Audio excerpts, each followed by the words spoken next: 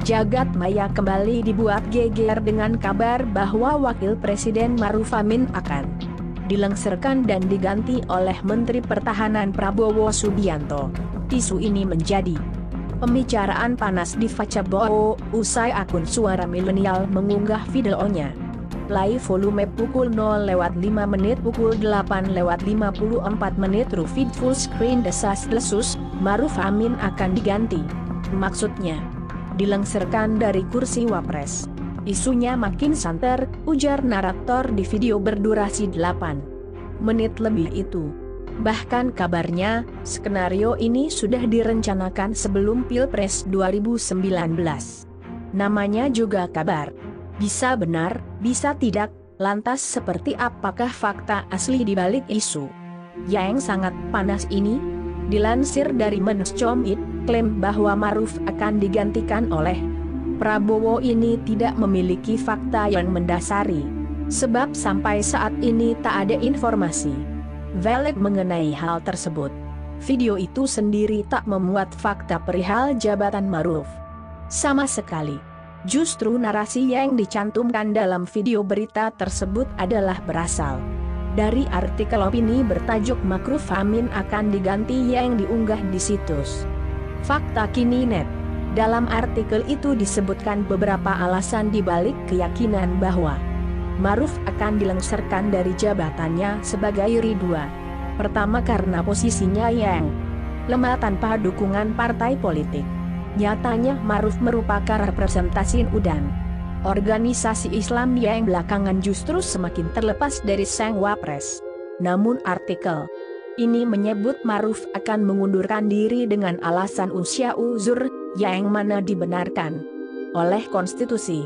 Dalam artikel itu kemudian disebutkan dua sosok yang mengincar posisi RI2, yakni Kepala Badan Intelijen Negara, BIN, Budi Gunawan, dan Prabowo.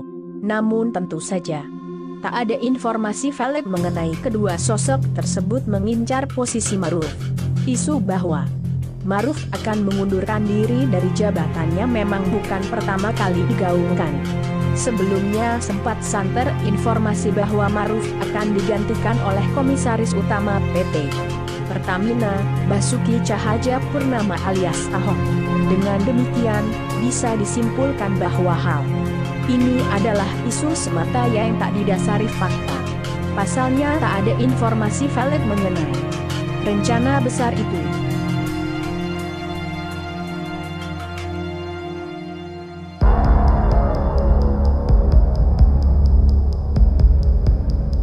Ma'ruf Amin akan diganti.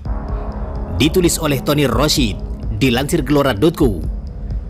Desas-desus Ma'ruf Amin akan diganti. Maksudnya dilengsarkan dari kursi Wapres. Isunya makin santer. Bahkan kabarnya, skenario ini sudah direncanakan sebelum Pilpres 2019. Namanya juga kabar, bisa benar juga bisa tidak benar. Dari sisi politik, jika benar, kabar ini tak terlalu mengejutkan. Sebab posisi Ma'ruf Amin lemah, tidak punya partai, dan dianggap tidak sepenuhnya merepresentasikan kepentingan Nahdien, organisasi asal Kiai Ma'ruf ini. Menjadi Wapres, tapi Menteri Agama malah lepas dari NU. Kerja dan dukungan PBNU untuk kemenangan Jokowi Ma'ruf total. Tetapi kompensasi yang diberikan kepada Nahdlatul Ulama tak sebanding. Memilih Ma'ruf Amin sebagai cawapres cukup efektif. Kantong suara Nahdien bisa diambil, terutama untuk mengimbangi suara umat Islam yang anti terhadap Jokowi, khususnya di Jawa Tengah dan Jawa Timur. Jika Ma'ruf Amin diganti, bagaimana respon PKB dan PBNU? Yang pasti, Ma'ruf Amin tidak mewakili PKB. PKB punya jatah sendiri di kabinet. Untuk PBNU, jika posisi Menteri Agama kembali diserahkan kepada kader NU, ini akan melegakan. Proporsional, sebab banyak garapan Kemenak itu ada di wilayah NU. Mungkinkah posisi Wapres ditukar gulingkan dengan Menak? Sepertinya PBNU tak keberatan, sebab pegang kemenak bagi NU bisa jadi lebih banyak manfaatnya daripada posisi wapres. Lalu, apa alasan konstitusional mengganti Ma'ruf Amin? Mengundurkan diri dengan alasan uzur itu dibenarkan oleh konstitusi. Simple. Siapa yang menggantikannya? Yang pasti bukan Muhaimin Iskandar atau Kiai Said Agil Siraj. Kabarnya ada 2 kandidat yang sekarang sedang bersaing untuk mengincar posisi tersebut. Siapa? Budi Gunawan dan Prabowo Subianto. Budi Gunawan orang dekat Megawati, Ketua Umum PDIP. PDIP cukup besar jumlah kursinya di DPR jika nanti terjadi pemilihan di parlemen. Tetapi Jokowi nampaknya lebih sreg ke Prabowo Subianto untuk mendampingi dirinya. Sebab, pertama, selama ini Jokowi selalu berhasil menghindari kooptasi Megawati. Pilihan ke Luhut Binsar Panjaitan selama 2 periode kepemimpinannya adalah bentuk nyata dari upaya Jokowi menghindari kooptasi Megawati, sementara BG orangnya Mega. Kedua, Prabowo Subianto tak diragukan loyalitasnya kepada atasan. Jokowi tak perlu risau dan merasa khawatir terhadap Prabowo Subianto. Tidak akan menelikung atasan. Luhut Binsar Panjaitan adalah orang yang kenal benar siapa Prabowo. Dituduh menelikung PKS dan umat, itu soal yang berbeda. Karena PKS dan umat bukan atasan Prabowo. Ini yang harus dipahami. Ketiga, Prabowo punya Partai Gerindra. Jumlah kursinya juga signifikan. Ini juga bisa jadi alasan kenapa Prabowo Subianto mempertahankan posisinya sebagai Ketua Umum Partai Gerindra. Selain alasan untuk persiapan Pilpres 2024, Gerindra akan di garda terdepan untuk backup Jokowi. Ini sekaligus memberi pesan bahwa Jokowi merasa aman jika 2024 Prabowo menjadi presiden. Keempat, Prabowo militer. Keberadaan militer sebagai wapres akan menjadi perisai saat Indonesia dihantam krisis. Mesin militer bisa digunakan untuk menghadang jika terjadi demo besar-besaran di masa krisis. Ingat, Indonesia sudah masuk masa resesi. Pertumbuhan ekonomi minus 5,32%. Kabarnya bahkan lebih dari itu. Akhir tahun ini, negara kehabisan uang. Ini bisa jadi gejolak ekonomi yang berefek pada gejolak sosial dan politik. Disitulah peran Prabowo Subianto yang berlatar belakang militer menjadi penting. Siapa yang akan menggantikan posisi Ma'ruf Amin akan bergantung kelihayan kedua partai besar itu bermanuver antara PDIP dan Gerindra.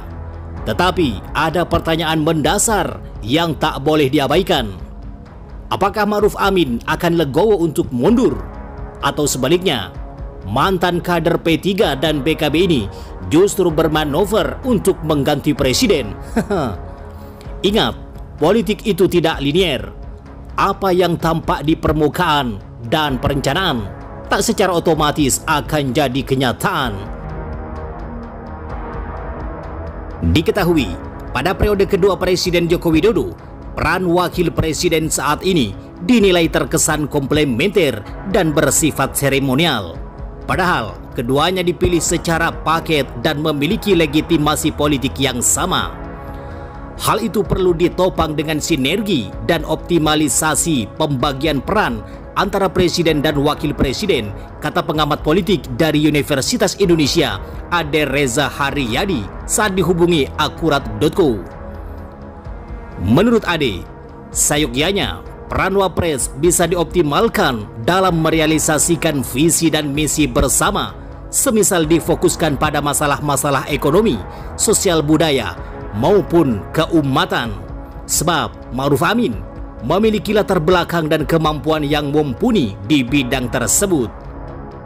Bahkan Ade membandingkan di masa Yusuf Kala saat menjabat sebagai wakil presiden di kepemimpinan Jokowi tampak berperan strategis pada masalah sosial ekonomi.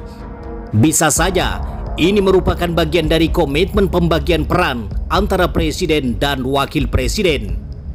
Bisa juga karena sumber daya politik yang dimiliki oleh Yusuf Kalla diperhitungkan oleh Jokowi, sehingga harus berkonsensus tentang peran antara presiden dan wakil presiden saat itu. Bagaimanapun juga, Yusuf Kalla merupakan politisi senior di Golkar yang berpengaruh dan berpengalaman sebagai wakil presiden yang pernah mendampingi Susilo Bambang Yudhoyono sebelumnya.